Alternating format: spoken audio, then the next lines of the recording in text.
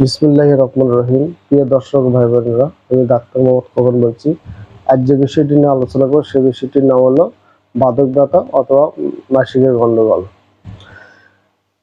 এর সিমটম বা লক্ষণ: মাসিকের সময় খুব অল্প বা একটু একটু রক্তস্রাব হয় এবং পেটে খুব চাপ চাপ ব্যথা শুরু হয়।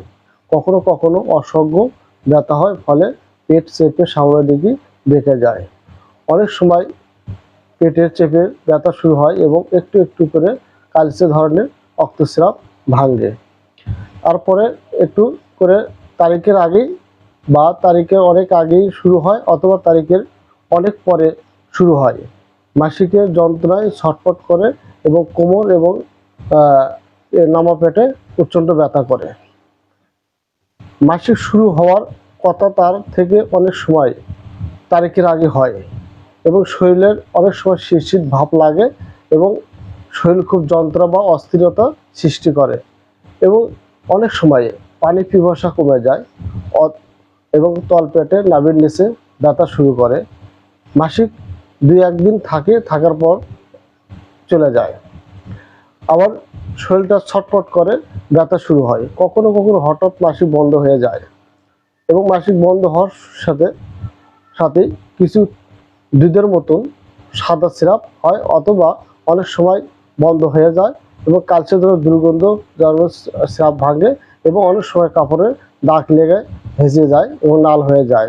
সাধারণত শরীরে খুব গরম ভাব থাকে বেশি এবং পানি পিপাসা কমে যায়। প্রিয় দর্শক ও ভাই বোনেরা, এই রোগ থেকে মুক্তি পেতে হলে আমাদেরকে অবশ্যই হোমিও চিকিৎসার মাধ্যমে চিকিৎসা করলে অনেক উপশম পাওয়া যাবে।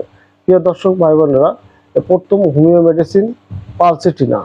যাদের মাসিকের সময় অনেক কষ্ট হয় এবং ব্যথা করে তাদের জন্য পালসেটিনা মেডিসিনটা খুব প্রিয় মেডিসিন।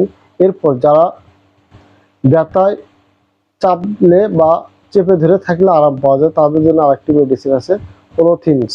পলিথিন 200 থেকে 1 এম পাওয়ার খেলে সকাল বিকাল খেলে অনেক উপকারিতা পাওয়া যাবে।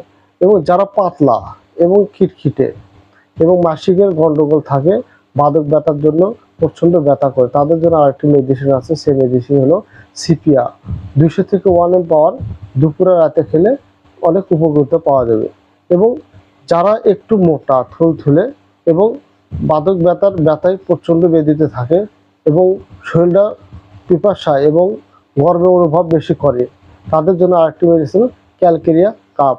এটা 200 থেকে 1 এম সকাল বিকাল খেলে অনেক উপকারিতা পাওয়া। প্রিয় দর্শক ভাই বোনেরা, আমার এই স্বাস্থ্য বিষয়ক আলোচনা শুনতে পেলে আমার চ্যানেলটি সাবস্ক্রাইব করবেন, সবার আগে ভিডিওটি পেয়ে যাবেন। প্রিয় দর্শক, ধন্যবাদ। পরবর্তী ভিডিওর জন্য অপেক্ষা করবেন। আসসালামু আলাইকুম।